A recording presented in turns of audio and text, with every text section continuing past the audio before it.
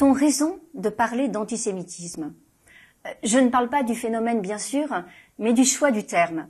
Le mot, vous le savez, a été forgé dans le contexte racialiste du XIXe siècle et ne recouvre qu'une dimension réduite d'une haine des Juifs à l'histoire bien plus ancienne et aux motifs polymorphes. Notre invité propose l'emploi du mot antijudaïsme qu'il présente comme un pilier constitutif de la pensée occidentale, qu'elle soit religieuse, théologique, philosophique, juridique, politique ou artistique. David Nirenberg est un grand historien médiéviste de l'université de Chicago et qui a publié en 2013 une somme intitulée Antijudaïsme, dans laquelle il retrace la généalogie d'une pensée négative qui a traversé l'histoire avec ses constantes et ses évolutions de l'Égypte antique à aujourd'hui. L'ouvrage vient enfin d'être traduit en français par l'éditeur suisse Labor et Fides et c'est l'occasion pour nous de recevoir son auteur. David Nirenberg, bonjour. Donc le titre de ce livre, c'est Antijudaïsme et pas antisémitisme. Alors pourquoi? Quelle est la différence? It's a question that I have been asking for many years. Yes. Anti-Semitism is a real thing, but anti-Semitism is very much oriented towards Jews, towards real Jews. And anti-Judaism is a way of thinking about the world, which is very powerful even in places where there are no Jews. If you think about the world, there are very few Jews in it. And there are many places in the world where there are no Jews at all. And yet, many of those places, much of the Muslim world today, for example, Japan, much of Asia, many of these places, and much of Europe from between, much of Europe had no Jews for many, many centuries. And yet all of these places thought about Judaism and imagined themselves as Christians, as Muslims, as philosophers, as intellectuals. They imagined their task to be overcoming Judaism. Christian society has based many of its highest ideals on thinking about Judaism and on its difference from Judaism. So that's why I call it anti-Judaism, that it's very much a system of thought and not a prejudice against, not only a prejudice against a particular people. It can also be that. Okay. And that's where anti-Semitism and anti-Judaism come together. Il y a une majorité d'historiens, parmi lesquels, par exemple, Pascal Horry, que nous avons reçu sur Acadème, qui font débuter l'antijudaïsme avec le christianisme, au début du christianisme. Mais vous considérez que l'antijudaïsme en tant que système s'est développé depuis l'Égypte hellénistique avec les conquêtes d'Alexandre le Grand. Est-ce que vous pouvez nous expliquer pourquoi? Yeah. You know, I think I made a mistake beginning the book with ancient Egypt because it gives the impression that I'm saying that anti-Judaism began there and that and that I don't think Christianity was that important. Actually, I think Christianity was very important. But it was a mistake because I think it would have been better to begin the book with the Hebrew Bible. In the Hebrew Bible, the whole language of self-criticism, the idea that you call yourself a good Jew, but you are really not fulfilling God's will. You are sacrificing falsely. You worship with your mouth, but not with your hearts. You resort to sacrifice of animals rather than to changing your behavior. All of these criticisms are in the Hebrew Bible.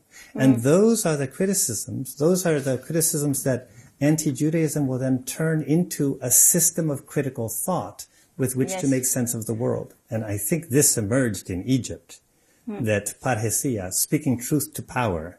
So Egyptians speaking truth to, for example, the Romans who controlled them, was imagined as a struggle against Judaism. So Egyptian embassies would go to Roman emperors and speak truth to power by calling the emperor a Jew, Claudius, Trajan. These are not Jews, Commodus, but calling them Jews. And this is the earliest example I know of a society imagining the speaking truth to power in terms of rebelling against a weak minority within it, the Jews, right? And it's a very precocious example because from then on, also in early Christianity, it's not the Jews who are martyring Christians in the 2nd and 3rd centuries, but many martyrdom accounts present the Christian as struggling against Judaism. Think of Justin Martyr in the early Christian canon. All the way to Hitler, who is spending his time presenting himself as speaking truth to the political powers of his day through his anti-Judaism. Dans un chapitre suivant, vous abordez ensuite le christianisme naissant. Alors, quelle a été l'action et l'influence de la parole de Paul? Paul, qui dit « la lettre tue, seul l'esprit vivifie » dans l'épître aux Romains, vous dites que c'est Paul qui, la première fois, emploie négativement le verbe « judaïser », c'est ça? Oui. Yes. I lay a great deal of stress on Paul's use of the word judaïzare, to Judaize. Because remember, he uses this word against Peter. So Paul, one apostle, accusing another apostle, and he says to him, why do you hypocrite? He calls him a hypocrite. This is a really interesting moment in early Christianity when one apostle calls another a hypocrite. Why do you, who do not live like a Jew, compel the Gentiles, that is Christian, followers of Jesus who come from not Jews? Why do you compel them to Judaize? And I think that's the first instance in which relating to the world, to Scripture, to God in a way that Christianity disapproves of. It's too early to talk about Christianity here, but in the way that Paul disapproves of, is called Judaizing. And I don't know that Paul meant this. It's very difficult to know what Paul meant. You say that. Yeah. And there are many interpretations of what Paul thought in his own day and later. But it became a very powerful and dominant interpretation to think that Paul was condemning any trace of Judaism in Christianity, and that the Christian's task was to eliminate the Jewish, to cease to be a Judaizer, to not Judaize. And that's another reason why early Christianity became raised to one of its highest ideals, this notion of anti-Judaism.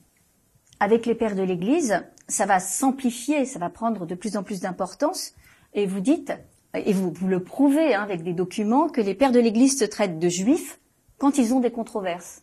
Yeah, that's one of the most interesting things about the early church, for me. And by the early church, I mean all of the movements. There were many movements, and each of these movements attacked the other as being Judaizing, as being too Jewish, as being corrupted by Judaism.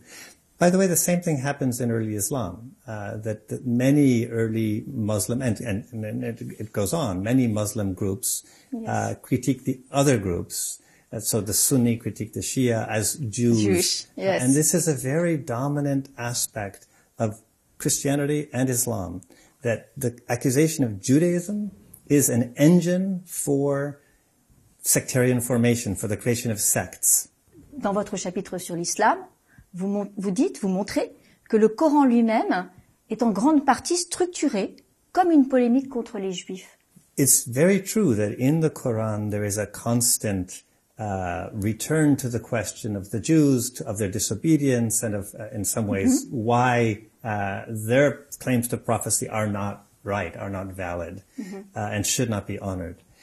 And it's so much the case that the early Islamic community, when it wanted to tell the life of the Prophet Muhammad, who's only mentioned a few times in the Quran doesn't talk about the Prophet Muhammad, it would go through the Quranic verses, and it would say, this one was revealed when the Prophet Muhammad was asked by the Jews, or this one was revealed against the Jews, or so much so that the earliest lives of Muhammad say that the Quran was revealed in large part as a response to Muhammad against the demands of the Jews. C'est remarquable, effectivement. Je vais me permettre de citer votre phrase en français parce que c'est une phrase qui est très forte. La tradition islamique a créé une biographie du prophète à travers des histoires qui donnent des noms et des visages juifs à ses ennemis. Et comment résoudre le problème? Well, the really interesting thing about that, of course, is that in doing so, the Quran and the early Islamic tradition are borrowing from Christianity. Which of the prophets did you not kill, for example? This is a line from the New Testament, but the New Testament is itself citing Hebrew scripture, which is also criticizing, where the prophets criticize the Israelites for persecuting them, for not listening to them. So that this line of thought, and this is why I say the book could have started with Hebrew scripture, this line of thought is present also in Hebrew scripture. It's a continuity of thinking about why prophets are resisted, and how can you tell true prophecy from false. And the Jew becomes the litmus test So Ça, if the Jew resists the prophet, that's a true prophet, right? Every true prophet will be persecuted by the Jews. Alors, le problème, il va se poser dans le Moyen-Âge.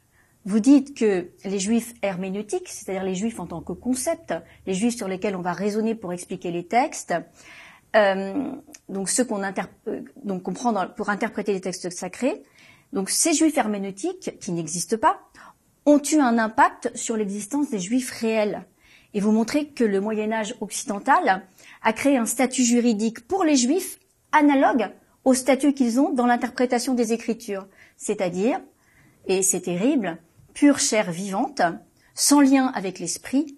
Et quelle est la conséquence de ce statut sur la vie des Juifs, concrètement, au Moyen-Âge?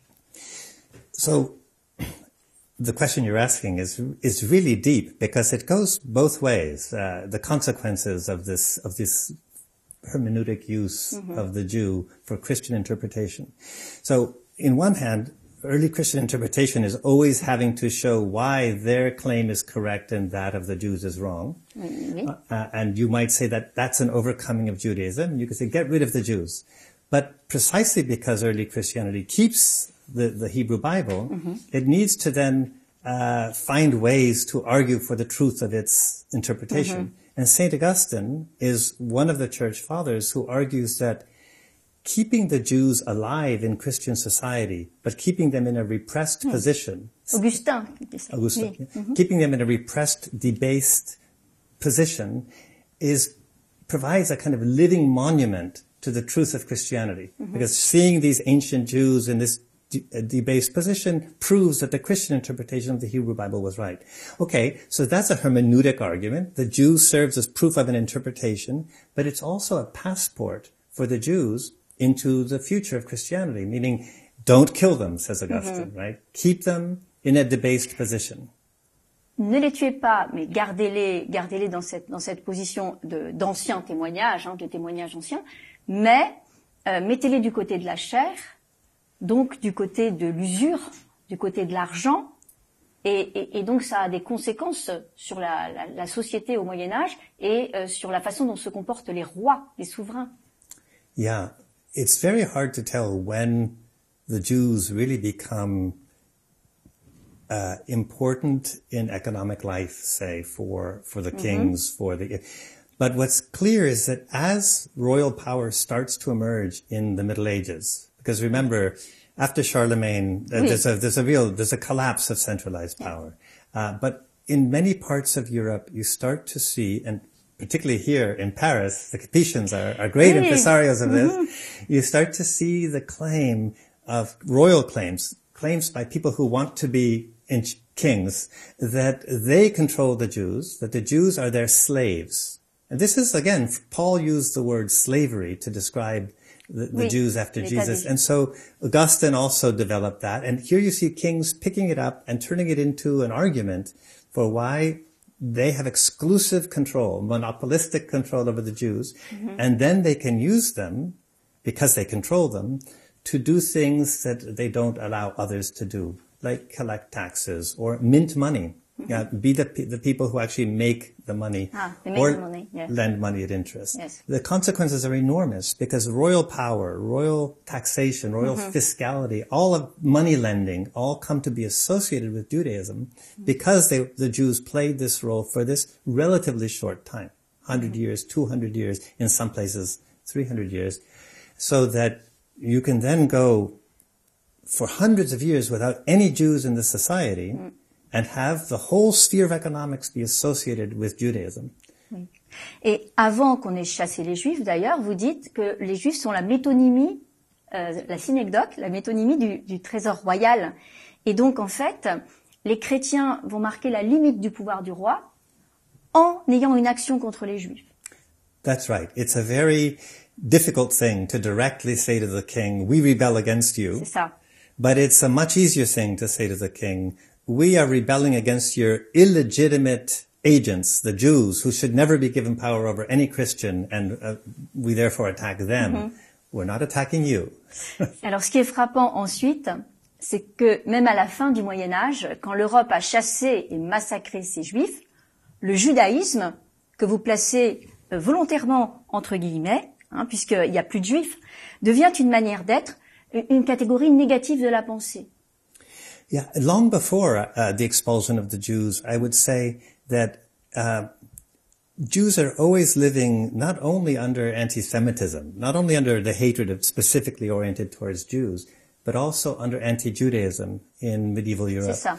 So, for example, the association of economics with Jews and of money lending with Jews isn't only because kings used them for money lending, but it's also because already in early Christian writing, the Jew was associated with caring for the material, for caring for money, caring for treasure, caring for the body more than for caring for heaven.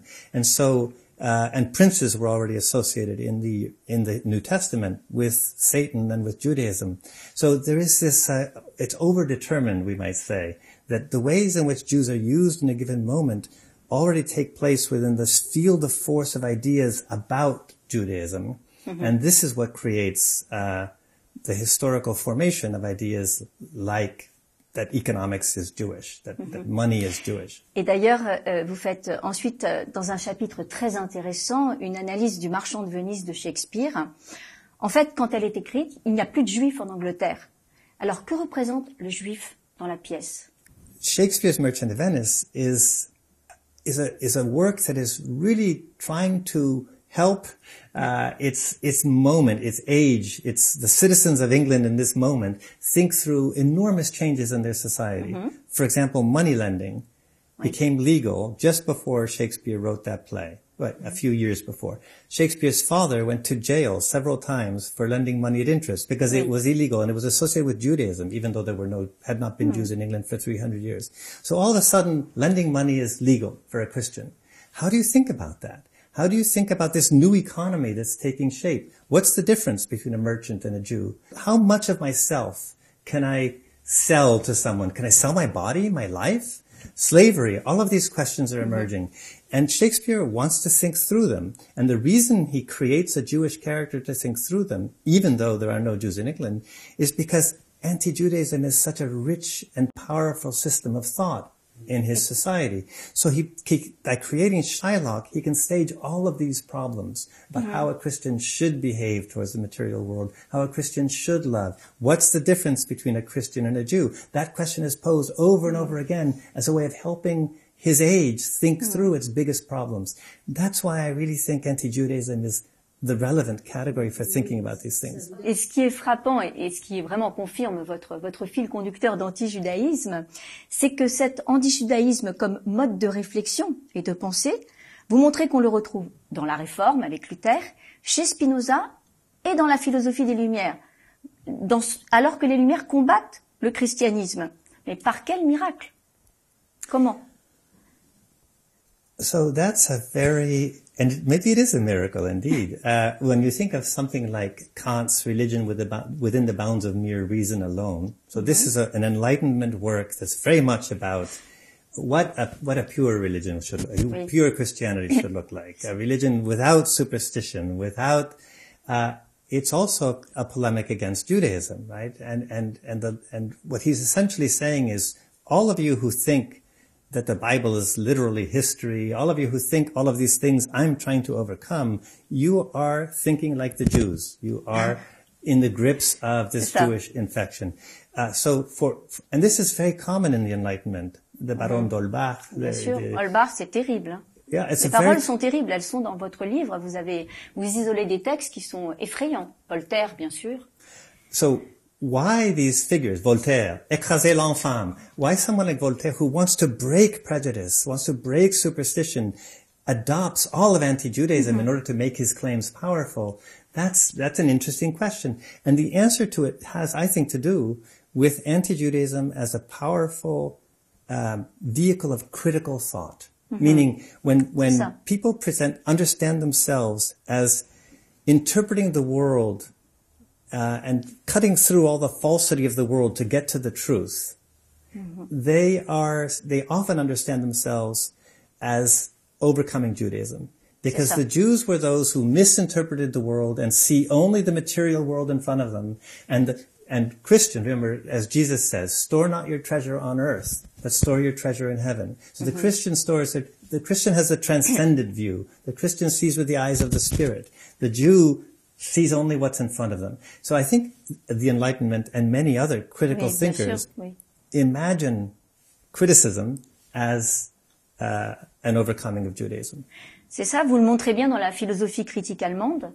Et donc il y a une citation de Kant qui parle de la nécessité d'euthanasier le judaïsme. C'est d'une grande violence. Parce que cette violence-là, elle n'est pas que la violence de la pensée, elle est plus importante encore, je crois. It's true. I mean, the euthanasia of Judaism is Fichte. So, but Kant had similar, he never said such a thing. Pas à ce point-là, mais il a quand même, il en a. Oui, oui. For example, in his anthropology, from a pragmatic point of view, he imagines the history of mankind as a war of the races. The white European race against all other races, but essentially the black race as its extreme. And what he calls them races. I use the word only because he does. He knows that. So, he imagines, and then he says, the white is superior because the white has the capacity of abstract thought, etc., and the other races do not. So it will win. All the other races will be uprooted. But he's very worried about the Jews. Because the Jews, they don't have the capacity of abstract thought because they're Jews. We know from theology they don't. But they're the Palestinian within Europe. They are absorbed. They are assimilating. They are, and they may help the others win. So this is the real issue. The Jew already poses a danger there. I think of moments like that in Kant's writing, and they remind me of the grand remplacement, this theories today about how the Jew is the cunning agent that is helping Islam, helping Africa overcome Europe. These ideas have a long history, and Kant got them also from a long Christian tradition. Alors Karl Marx, votre chapitre sur Marx est très fort. Karl Marx est l'héritier de cette philosophie critique, et dans son essai sur la question juive, il fait exactement comme ses prédécesseurs. Il traite les chrétiens de juifs pour les éloigner du capitalisme. Mais vous dites que Marx va plus loin. Pourquoi? Marx understood something very basic, which is actually what was my revelation in anti-Judaism, that thinking about Jews is a way of creating a critical language about the world, right? Marx understood that. And but Paul thought of himself, thought of himself as working within Judaism, but Marx understood this, and he, rather than questioning it, rather than saying, okay, well, why is the Jew associated? Why do I say the Jew is associated with money and the Jew's God is money? Rather than questioning it, he decided to deploy it, to criticize capitalism, to criticize his world, and to say, it's not just the Jews that are into money, but every society that uses money becomes Jewish. So this is the logic of anti-Judaism, right? And in that sense, he's doing exactly what Voltaire or Locke or before them, Shakespeare was thinking through, but he is powerfully deploying anti-Judaism as a tool of political critique to move his criticism of capitalism forward. Mais avec lui, la question juive devient centrale parce que à l'époque de Marx, il y a des Juifs. Les Juifs sont revenus. What's very interesting about Europe in the 19th, let's say from the late 18th century forward, is that now in a Europe that had been basically without Jews from roughly 1492 with the expulsion of Jews from Spain to the late 18th century, there had been almost no Jews in Europe. A couple in Frankfurt, a few in Italy, but very few. And then all of a sudden, hundreds of thousands of Jews start to migrate into German lands and other European lands. And there you have a whole society for whom anti-Judaism has been working for centuries as a way of thinking about the world. Without Jews. Without Jews. And all of a sudden you have real Jews. So you have anti-Judaism meeting and creating anti-Semitism. And Marx is living in the middle of this. Heine is living in the middle of this, right? These are figures who are very much trying to work their way into a culture, think through a culture that is saturated in this anti-Judaism. On pose toujours comme un paradoxe le fait que la Shoah ait été produite par l'Allemagne, L'Allemagne qui était le pays le plus intellectuellement évolué, le pays de l'art, le pays de la philosophie critique, etc., etc. Mais si on suit votre raisonnement, et que l'antijudaïsme est un vecteur de la pensée, ne faudrait-il pas inverser les choses et dire que la Shoah a été mise au point par l'Allemagne parce que, à cause de la multitude des philosophes critiques et des penseurs qu'il y avait? Certainly, there were people who argued that Luther and his teachings were very important in the creation of a culture of thought within which something like this was possible. Mm-hmm. But I would still say that that's too strong a claim. I think it's too strong a claim to say that German thinkers made the Shoah possible. You might think German philosophy lacked some antibodies to anti-Semitism. On the other hand, a lot of resistance to Hitler amongst philosophers in the 30s and 40s in Germany came from Kantians. Oui, les néo-kantiens, bien sûr. So I wouldn't say that there's a direct line. And the other thing I'd say is that if you looked, many an observer who looked at Europe in, say, 1920 and said, well, if there's going to be a massacre of Jews, where will it be? They would have chosen France over Germany, I'm guessing. The Dreyfus Affair, many things that happened in France that made it.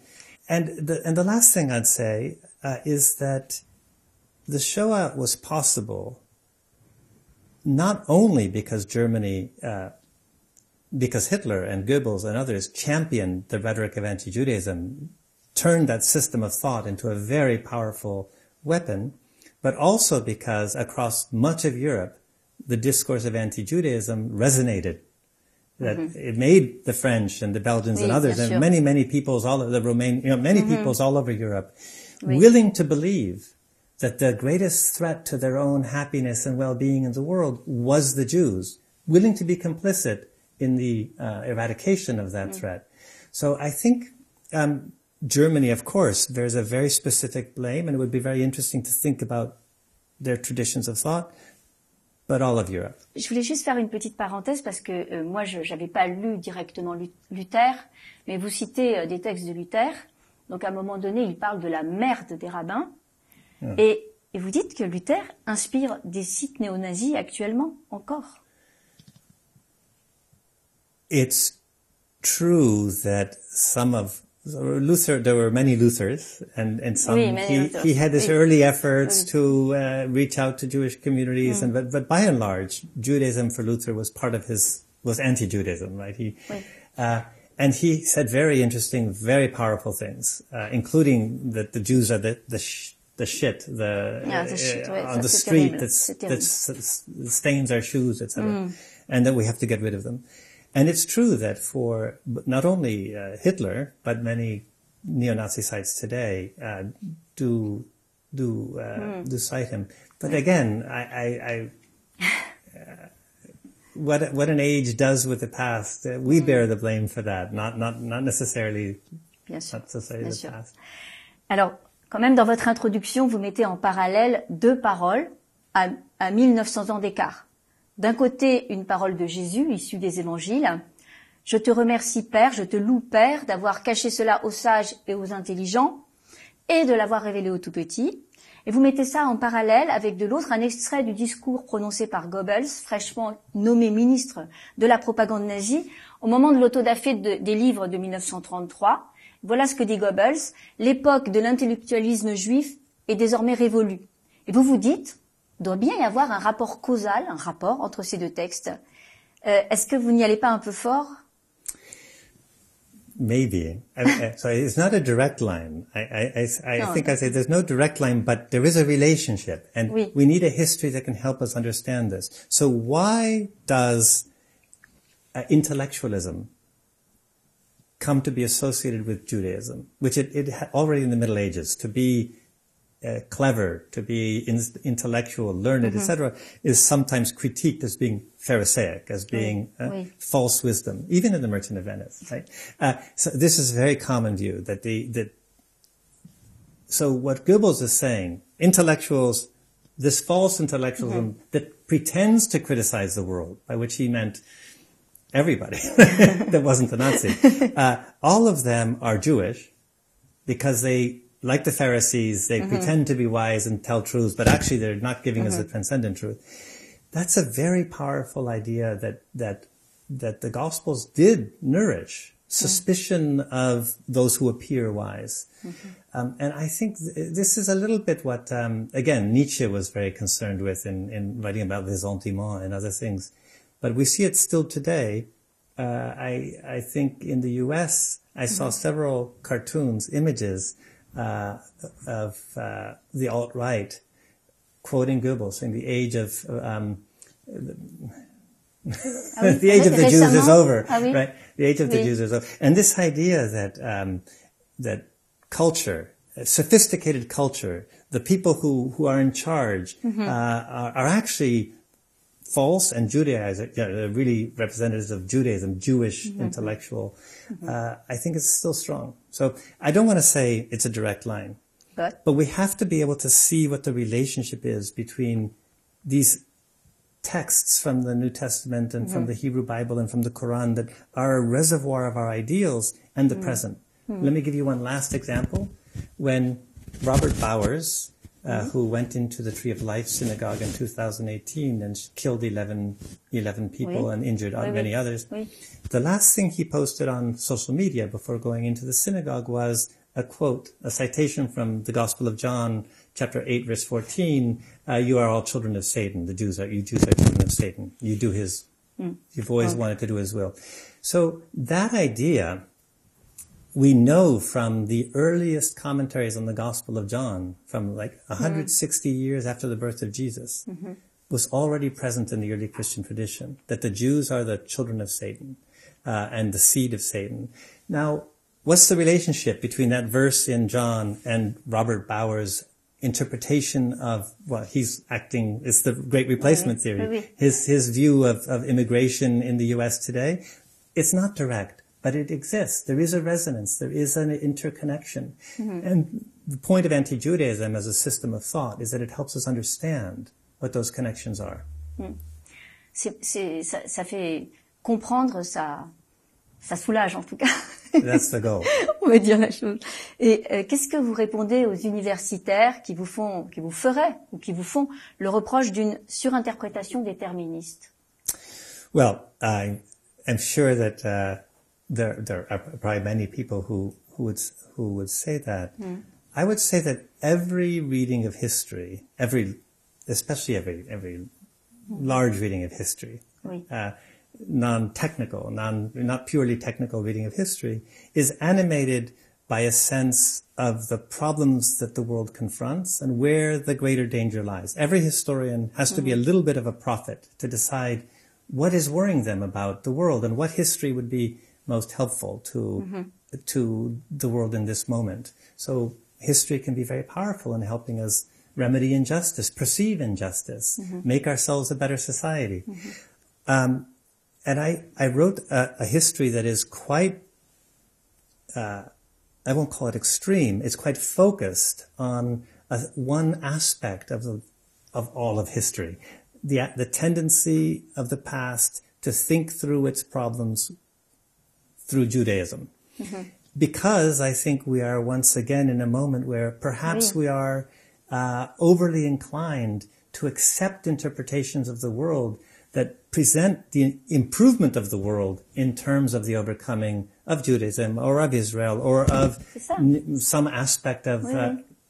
D'ailleurs, vous l'écrivez à la fin de votre ouvrage, vous écrivez « Nous vivons dans une époque où des millions de personnes sont exposées jour après jour à quelques variantes de l'idée selon laquelle les défis du monde où elles vivent se laissent au mieux expliquer en termes d'Israël. » Alors, juste pour savoir, pour cette traduction française, vous avez trouvé un éditeur suisse, Labor et Fides, avec la participation du canton de Genève. Aucun éditeur français n'a voulu vous éditer jusqu'à maintenant? Parce que ça fait 10 ans que le livre est sorti aux États-Unis. I was curious why the French market publishing world was not interested in the book. Why? It came out in German almost immediately, and in Hungarian, which is a very small market. And one could imagine that it would be useful for thinking through some issues in French political and intellectual life today, but I think it was not, it didn't find a home. Un livre magnifique, une somme qui vous permettra de vraiment comprendre beaucoup de choses. Merci beaucoup, David. I can't thank you enough for this wonderful question. Thank you, David.